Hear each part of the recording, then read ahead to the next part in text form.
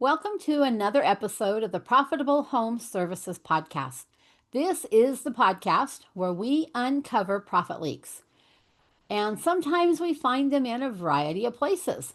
But today I'm going to take a little different track. And I have with me Shaun and Erin Leary from Celtic Elevators out of Phoenix, Arizona, and they're one of my coaching clients. And we thought we would dig into how Profit First has helped in their company, how they accidentally grew a business to about $5 million, some things like that. Because I wanted you guys to see a success story and say, if they can do it, so can I. So with that, I'm going to say, welcome, Shaun and Erin. Thank you, Diane. Thanks, Diane. Yeah. Thanks for having us. Tell us a little bit about how you started in the custom home elevator industry. Because that's not your normal home services industry that we talk about all the time.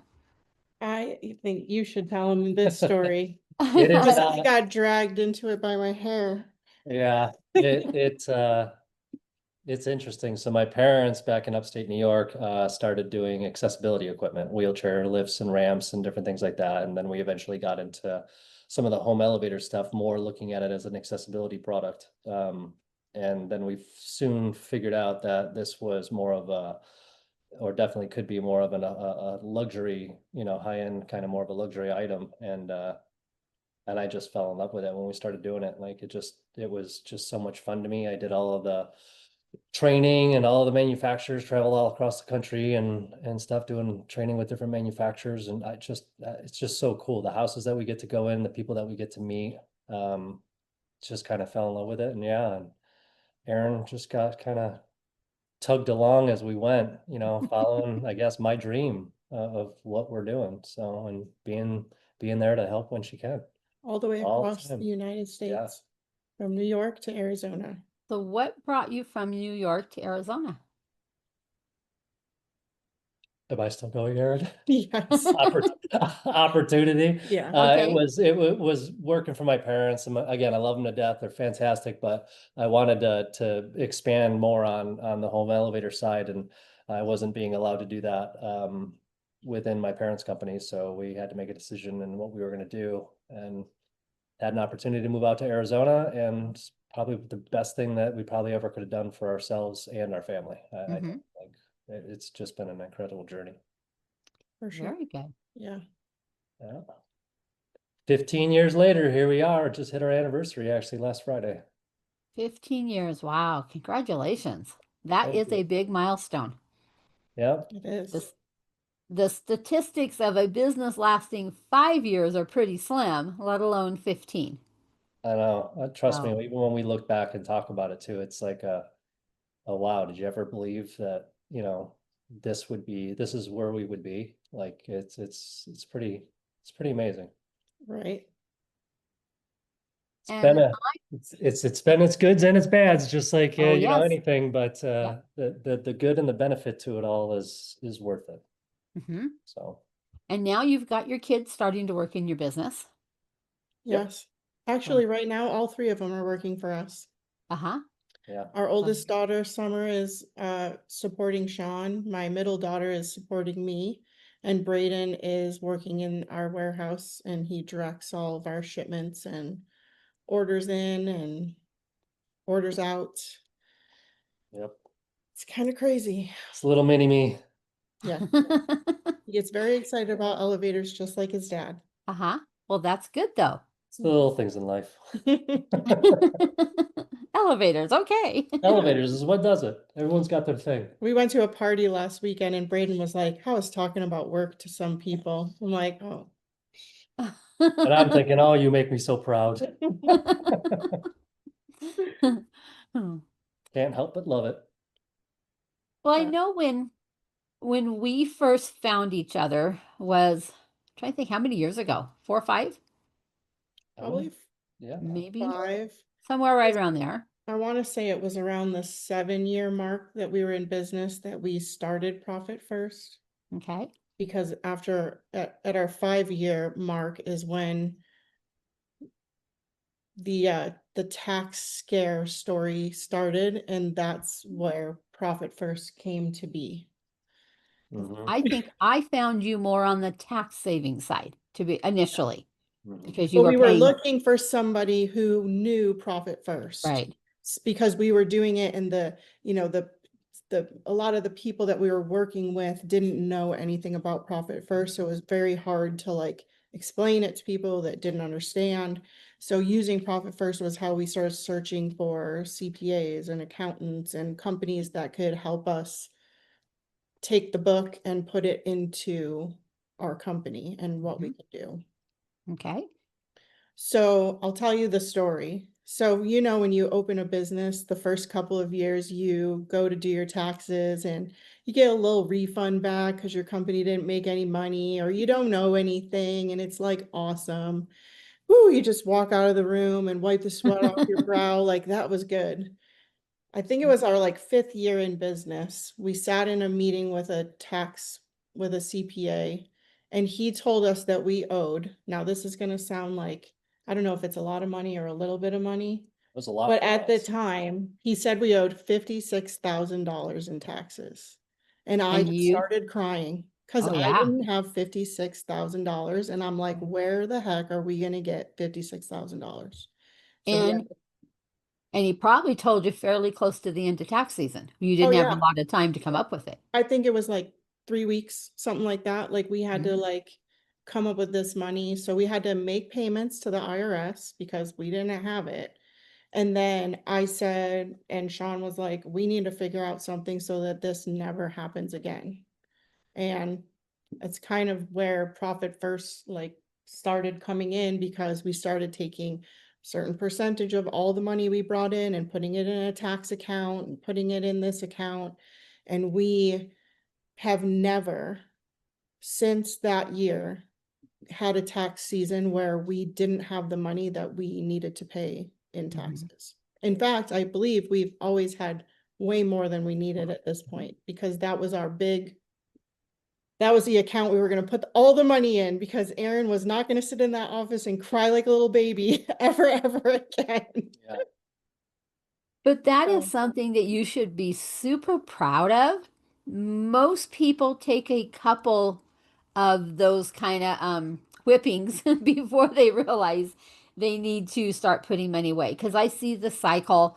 I'm making payments, and next year rolls along, and we owe another boatload again. And I just barely got the first one paid off, and now I start in on payments again, and they don't get ahead of the game. So you guys are not the average person, which is why you're here, and I'm bragging on you because you're here.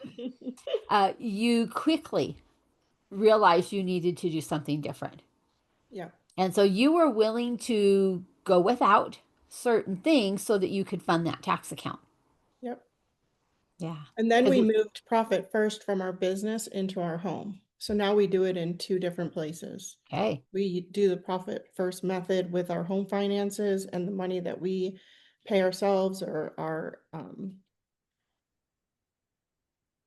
draws or our Mhm. paychecks, they go to a certain account, they get split up by percentage. And we really, it's like so freeing to not have to worry about bills getting paid, whether it's the company or personal.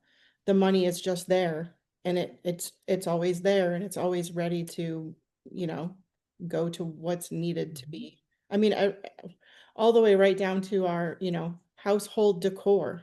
If I want a new fancy something for the wall, I have to make sure that I have money in my household decor account in To do order it. to do that. So it's just like, it honestly It's was just stupid probably, simple. yeah, it is It's one of those, simple. it was one of those things that after that book was sent to me by a friend of mine who was our bookkeeper at the time, because I kept asking him, I'm like, we got this for profit. We got this for profit. Where's this money? It's Where's the I'm money? sure Yeah. even in the book, like that's a statement that Mike talks about is like Yeah. shows on this line here that you should have X in profit. And you're like, well, what the heck? When I look at my bank accounts, that's not what I have, you know? Why? Yep. And so having the simplicity of and you don't even think about how simple it is. It's just doing it. And as soon as you have the structure set up, like it just changed everything. to the point of like, we grew a business, we managed it all without knowing any other financial background and no other training, no anything else to where we are in essence today. So you don't have to be an accountant. No. You don't have to be a big, massive, corporate type person to be able to do this. Anybody can do it. Absolutely. Yeah. Yeah. And it's literally just making minor adjustments. Like we knew that we were growing to a place where we needed to hire more people. So we changed the percentage of money that was going into our payroll account to account for a larger staff.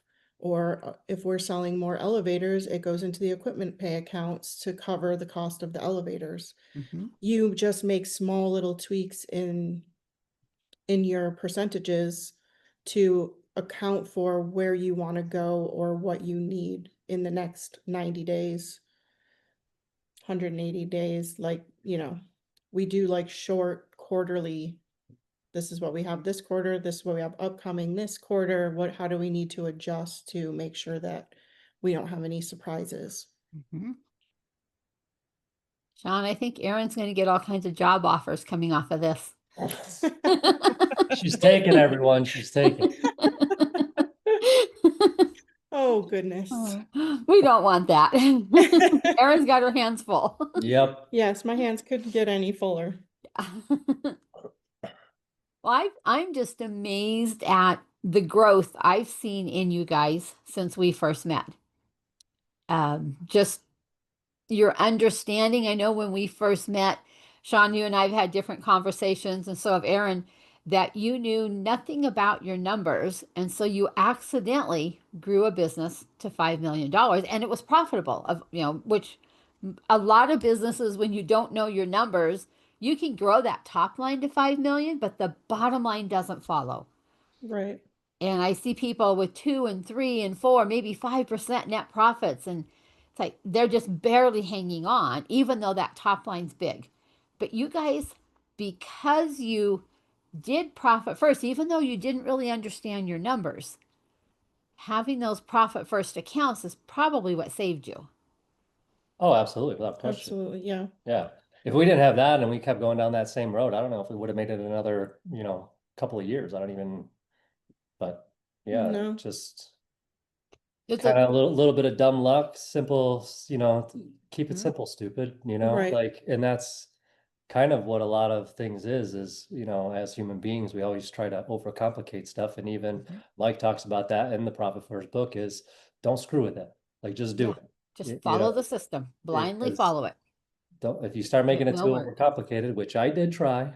Yes, you did. You did. But because I was trying to make it towards the numbers that I didn't know how to read. So I was trying to make my own thing, which I didn't need to. I just needed to, take the next step, which is, where we're at now. So it's good. Right. So it's like, I feel like the profit first, the fact that Shaun always like ran everything in the company the way he wanted to run his own life. So it was like, no, we didn't put anything on credit. We paid cash for everything. We didn't buy things unless we had the money for them. Like we sort of treated the business like our family in essence. So between that and then the profit first, when we did finally get to see our numbers and people see what our profit margin is, they're like, whoa, like that's really good. Like, it's not 4%, like it's a good chunk of, profit that we didn't even know that we were at a place where we had that. Right. Like, yes. And I will say that when we compare you to industry standards, you guys are shining stars. Yeah. Like that. I always like to be a spotlight. A spotlight, okay. Shaun, what's it been like now that you are starting to understand where the numbers are coming from and we're working towards meeting goals and things like that, and we're starting to track KPIs and stuff. What's that been like for you? Clarifying. I know it was rough at first. Yeah, it's clarification of everything. So as I continue to learn more and understand more about this stuff, it makes the directing of the path and where we want to go easier to follow. Okay. So like at the end of the day, you can't make decisions that you want to, go buy a new building or go redo, start buying new vehicles without understanding what that looks like and even projected into futures. I've never even done any projections before. It was always well, here we go. I'm like, we got enough money and this should last us, around this long, and let's give this a go. And we've been very blessed and very lucky, even though all of our struggles, but I mean, it's just making some of those choices a little bit easier to make. And it's not as much guesswork or crossing Right. your fingers and toes and hoping that that it works out the way that you hope it does. Right. So I think one of the last things we did was figure out how much each employee makes us or costs Yes. us so that we know, can we afford another employee? Can we afford somebody to do these things? Or, is it going to be less money brought in and we're still not going to make more money? Or is this person going to bring in to help us grow and they'll be worth their, I didn't even know that was a thing until our coaching session, Diane. So, Well, good. So for clarification for our listeners, one of the KPIs we're tracking is revenue per employee and profit per employee. And so now we've gathered a few months worth of data on that, and we'll be working to get those numbers where we want them within the range that we're working on getting them so that they'll know when they hire another person.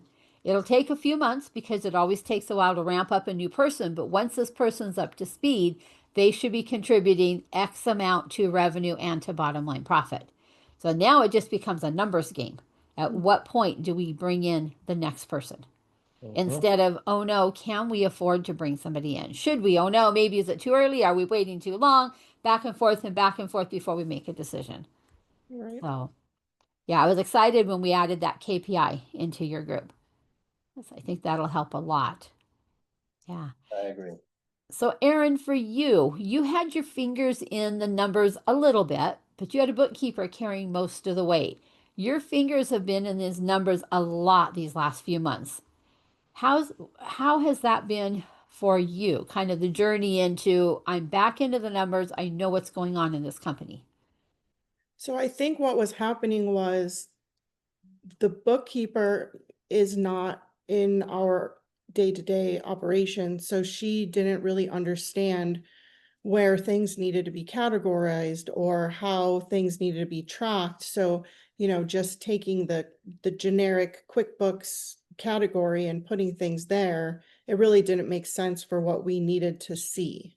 So, in order to, I guess, get the information that we needed, I dove into QuickBooks, and with your help, Diane, we've created new categories, we've gotten rid of categories, we've combined things, we've separated things, trying to get us to a point where if Shaun, the wonderful, lovely backbone of this company that just doesn't really understand accounting, he needed to be able to look at that in a second and see this is the percentage it is that we, spend on marketing. This is the percentage we spend on payroll. This is the percentage we spend in the field. This is the, all of these percentages so that he could take his profit first numbers and do them quickly rather Right. than he was trying to do them like by the dollar. And it was taking him hours and hours and hours to separate credit card transactions and try to figure out what money was going where and where he needed to pull money from. So I really needed to just get in and like get my own hands dirty and get more clarification on how we needed to track those things in the books. I will say I'm happy with the progress that we've made.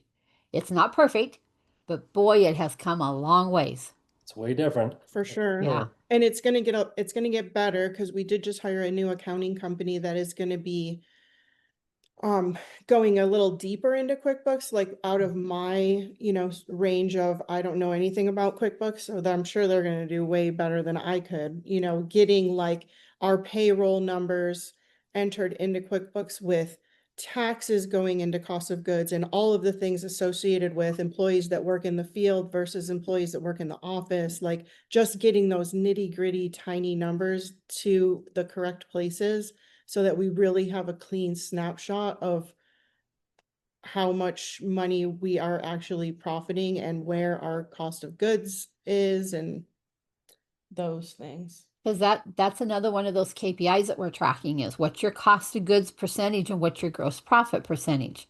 And those are such important KPIs Right. that we Well, know those. And if somebody doesn't know what a KPI is, that's a key performance indicator. So in their case, we've been watching revenue and cost of goods and gross profit. We've been watching those for a little while. Now we've added in the revenue per employee and the net profit per employee. So we have those 5 that we're working on right now. Down the road, we'll probably pick some different ones, but for now, those are the ones we're focused on. So that we can get our handle on solidifying where those numbers should be. And as we start forecasting into 2026, and then we should be able to roll right into 27 on where are we going with this company? What does it look like a year from now, 2 years from now? Now that we'll have this solid base that we're working from. So, Mhm. And the fun thing is too, like what I've learned with all of this, like my whole world changed into percentages. oh yeah. After I mean, literally every aspect of everything that I do, I'm like, I need to see it in a percentage ratio, to balance out everything. So it's interesting to me, even when I'm looking at thanks to you guys, you built me out a nice spreadsheet that's now got all, or not spreadsheet, um, P&L that has everything's broken down into percentages. So I'm like, I don't even care what the dollar amounts are. The I, percentage. I mostly am concerned about if my percentages are hitting the right targets. And as long as I know if I stay within certain ranges in the certain areas of what I'm looking at revenue, well, not revenue, but cost of goods and, all these different breakdowns, I can do a quick scan on it and make sure that we're within the range that we're supposed to be. And then I don't need to worry about it anymore. Like it just makes it simple. Mhm. How will this help you as you talk with your managers? Because you guys have a few management positions now in your company. So, how will it make it easier when you're directing them and getting them to stay within those percentages as well? Well, I guess I'll just say that will make a lot more sense as soon as we have budgeting done and how we look at what that looks like and get because we haven't gotten that deep into all of that stuff yet. We haven't Coming up finalized that. soon. Yeah. But as soon as that does, well, then it's again seeing numbers and understanding what those percentages are. It's very easy. I can teach them the same way that I'm looking at it, Mhm. and just keeping within these ranges for income, expenses, and then if this drops, this goes up, like where that median balance is with all of it. It's just going Mhm. to make it an easier target to hit. And at the end of the day, this is just a game. I mean, it It's a numbers truly, game. it's Yeah. just a game. It's Mhm. it's figuring out how you play the game, and you're gonna, fail, you're gonna lose, you're gonna have those things. And just like games, you get to be regenerated and keep on moving on. Like you just figure out your issues, your problems, and again, mine are based off of percentages, and it just Right. helps me target. Oh, that one's high. Okay, cool. Let's look at that. Let's figure out what that problem is and get that resolved.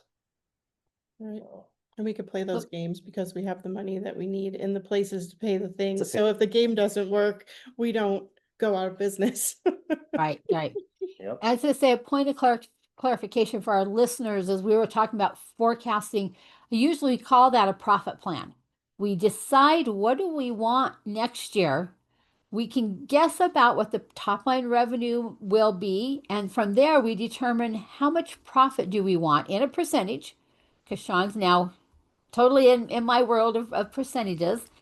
And once we determine what our profit percentage is, we reverse engineer everything else because from there we can come up, we can pick up our cost of goods sold and our gross profit percentage, and then we force the overhead, which is profit versus formula. Sales minus profits equals expenses. We do the same thing when we're creating a profit plan, also known as a budget, and then can be used as a forecast. So just so they understand what we're talking about and where we're going with some of this.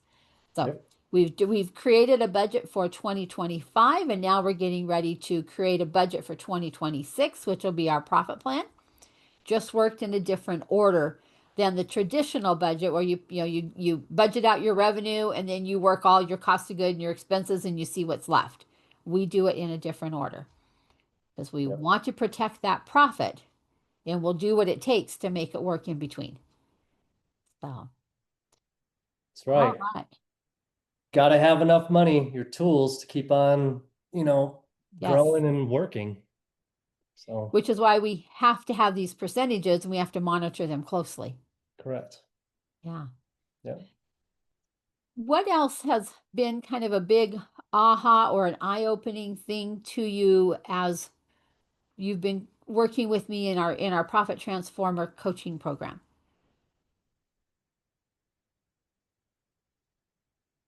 Well, that's pretty easy. It's for me reading and understanding a profit and loss statement. Okay. I mean, I can't. That's massive. Like that's huge, and how that's already changed, and how I can understand it. And it's funny too. I just heard something the other day on a recording too that Richard Branson um, was saying that he was 50 years old. Same thing, sitting in a big old meeting. Dude's probably at that point already a billionaire, but in a meeting and they're talking these numbers and gross and net profit and all this. And he's like, so is that good? And, came out and the accountant's like, his CPA was like, so do you not know the difference between that? And he's like, no. So I'm like, well, I guess I don't feel bad that at 47, I still don't know yet how to, how to do all that. So, Unfortunately, I have many clients who over the years we've given them financial statements and they go, oh, this is pretty, and they put it on the shelf. Or now it's digital. They put it in their digital file if they even pull it out of the portal yep. because they don't understand. And not everybody's willing to open up and say, hey, I need some help. And Right. so important. Yeah. Be Yeah. humble. Yes. Know what Yeah. you know what you don't know, and be Yeah. willing to ask for help when you don't. You And I think move a be lot willing, faster that way. yeah. And be willing to invest in yourself. You are investable. You are the best employee that your business has. And so we want to invest in you and grow you and stretch you as a leader Yep, absolutely. because we all have employees that are dependent on us. They need those paychecks. And so we carry a big burden as business owners. Yeah. That's right. You are your most Erin, important asset. yeah. Erin, anything for you that I mean, you mentioned the revenue per employee and the net profit per employee. We did a study earlier where we listed out all your employees and we determined whether you were fully staffed based on your sales. That was return on payroll. We ran that little spreadsheet out. We've done some things like that. What are some of the things that maybe opened your eyes a little bit more? I honestly feel like everything that we've done has been eye-opening because nobody's ever walked me through any of the stuff that we've sort of just kind of figured out on our own in Okay. a way that we can understand. And I think the biggest part of the coaching thing for me is that it's another sounding board to sometimes it's hard to work with your husband. It's hard to reach a good Lies, all lies. it's hard to agree on things, and with having Diane as a coach, sometimes she helps, push some things my way, sometimes she helps push some things Shaun's way. It's more like putting in a way that is understandable. So if, we're talking about something that Shaun doesn't understand, she explains it a little bit better than I can and gets him on the same page and vice versa. You know, um, Almost like she's been our, like, little coaching mediator, like Yeah, We've had a few of those sessions. Yeah. But, I mean, like, it's hard to just name one thing, I feel, that stands out because I feel like everything that we've talked about has been like a kind of like a aha moment, like, "Whoa, Okay. I didn't know we could do that," or, "Whoa, I didn't know we needed to know that," or, you know, "I didn't know this category in QuickBooks meant that." Mm-hmm. So, yeah. You Oh, don't very know good. what you don't know until you find out, right? And either you find out in a way that teaches you a lot, because it could be painful, or you find a coach and you find somebody who helps you understand the things that you don't know. Even professional athletes, people that are at the top of their game, all need coaches. They all have Right. coaches. Your top athletes in the Olympics, so on and so forth. They still have coaches, and it's coaching is, to me, honestly, it's probably one of the best things you can do to find out what you don't know before it hurts you. You're going to spend Right. money one way or another. You might as well spend it on investing in yourself to figure out what you don't know through expert. Right. Yeah. Yeah, and it's great to have a coaching program with somebody who's fully aware of our business and things that we do and how we run things, rather than just hiring some random, people who do coaching, business coaching for their line of work, but they don't know you from a hill of beans. So they really can't help you because unless, they're giving you ideas that you can look for off the internet yourself, it's not really beneficial. But working with Diane, because was our, doing our taxes and helping us plan tax savings, and she's helped us with, 401k and planning for that for our employees and for ourselves, and a lot of tax benefits, and she's sort of like been in the nitty-gritty of our business. It helps her because she sees where we're lacking and she sees where we're, moving forward without help. And I'll say it's probably something that's different with probably my style of coaching is we've gotten our hands dirty. It has not just been, here's some theory, see you guys next week type of thing. We've Right. opened the QuickBooks file. We've dug into your Gusto. We've gone deep into Sean's spreadsheet with all of his profit first stuff in it. We get our hands dirty. It's complete implementation, not just theory.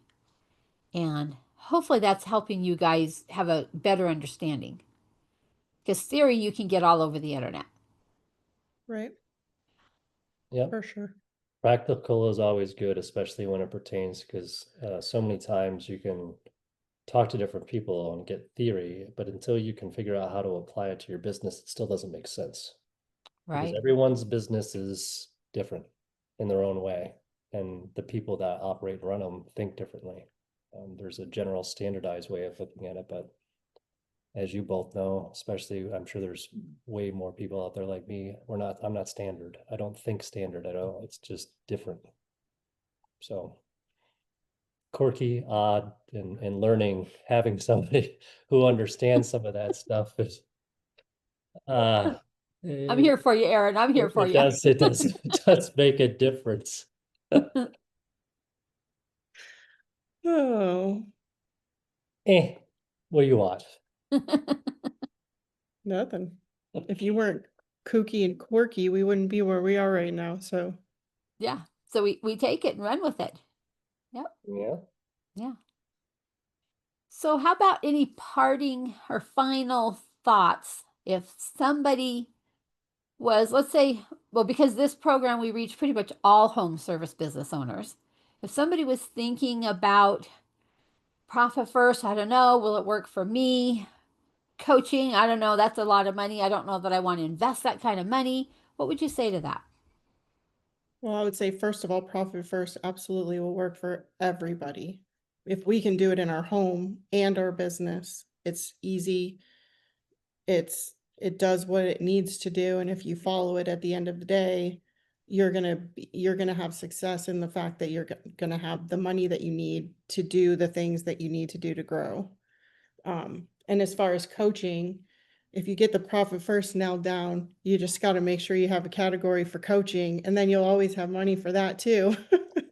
Because yes, coaching is expensive, but also like not knowing what you're doing and not being able to read a QuickBooks statement or, figure out where your money is going is also very costly. So you have to kind of outweigh what's the better cost? Would you rather spend the money to get better or not watch money float out the door and not know where it's going and how you're going to get it back? To me, it kind of answers itself. Mhm. For me, coaching is expensive, but I don't like spending money. However, it is very, very, very beneficial. And I agree with Erin too. Profit first, without question, was the thing that saved us, our life, like the company, honestly, even to a certain extent. Don't take my fidget spinner. Just stop To banging it on the table. to my to I don't know, I don't remember what I was saying. But the coaching, because well, I was saying that I don't like spending money, so on and so forth. But at the end of the day, profit first for sure, hands down. Do it, read it, learn it, and then find yourself somebody who you feel comfortable, willing to invest money to get what you're looking for out of, but understand what it is that you're looking to get out of it before you invest. Otherwise, you will potentially have some trepidations of not knowing if that was the right decision or not, right? Because you're just looking money going out and not necessarily immediately coming in. But just like anything, you have to invest in yourself and invest in what your future is going to be before it's there. So if we had started this a whole lot sooner, like I would say we would be, far, far, far ahead of where we are currently today. Even though super excited about where we are today, I wouldn't take anything back, but just we've learned now we want to go where we want to go, we need help. And there's a lot of stuff that we don't know. And just think of the value that you're sharing with your kids. You've got them all working in the business now. They're seeing you do profit first at home. Now they're going to get the opportunity to see you do profit first at work. And they will start out at their younger ages with what took you quite a few years to get there. Yep. And just think what that's going to do to them as far as catapulting them down the road. Um, yeah, I wish it would have been around when I was younger because I went through many years of owning a business and settling for the scraps. Yeah, we have two kids now that use profit first. They have their paychecks split up into percentages into different bank accounts for money that they need for certain items or saving for their futures. So it has definitely been a life-changing read for sure. It makes conversations on a personal side with your wife or significant other a whole lot easier and smoother. I Oh, won't. yes. I mean, Yes. because it's cut and dry. And I've shared this with many other friends, a very good friend of mine too. And he said the same thing. He goes, we used to argue all the time when we were trying to figure out what to spend money on, if we were going to do vacations or work on the house or, like what they were going to do with all of that stuff. And it's like, now it's easy. Now it's just, they just set up an account and Yeah. X goes into it. When they have the money, then they do it. Yeah. My husband and I do the same thing. It's time to replace a vehicle. How much is in the account? Yep. Okay, we can do it. Or no, we can't. We got to wait a little bit longer. Yeah. Yep. Yeah. There's no fussing. There's no arguing. There's no major discussion. It's how much is in the account. And off we go. Yeah. Night and day difference from my previous husband Yeah. who was going Save to your spend marriage, it. do profit first. Yeah. Save your marriage. Do profit first. Yes, definitely. Yeah. Because that is the number one reason marriages fall apart is Yeah. finances. It's finances. Oh. It's a struggle. I mean, it really is. And that, like Erin said earlier, and like the fact that we don't have to worry about it now to that Mhm. extent of like you said too, Diane, like we got to do this. Okay, is the money there? No? Yeah. Okay, well then we have to figure this out until it is. Yeah. Till we get it there. And then we go. And we're in, and you guys, and same thing with my husband and I, we're in agreement that we don't do it till the money's there. Yep. And it just, what a difference that makes in a personal life, not just your business. So. Well, That's right. thank you so much for coming on the episode this week. This has been a little different than we normally do, but I will say I am looking for other profit first success stories. So if you have a profit first success story out there, reach out. We'd love to talk to you about coming on the program and share your story. Because I think as we share our success stories, there's other people out there listening going, wow, if they can do it, so can I. So I want to say a big congratulations, you guys. I am so proud of what you've accomplished and how quickly we've moved through things. Now, I know it hasn't been as fast as Shaun's wanted it to be, Never is, Diane, never is, but it's okay. but we've dug deep and we've accomplished a lot in a relatively short period of time. So thank you for being willing to dig into some of the hard areas we've been digging into because there's more to come. Oh But yeah, that's I okay. know. I'd love to be back on in another year or so and kind of see where that's changed. That'd be Yeah. interesting. Should be huge. Yeah. All Yeah. righty. Well, thank you, listeners. We know that you have a busy life and that your time is limited. Thank you so much for spending time with us today. And let's catch you on a future episode. Once again, if you found value in this program, please like, subscribe, tell a friend, and let's keep this rolling. Let's keep these success stories rolling, and let's help our home services industry become wildly profitable. Talk to you on the next episode. Bye bye.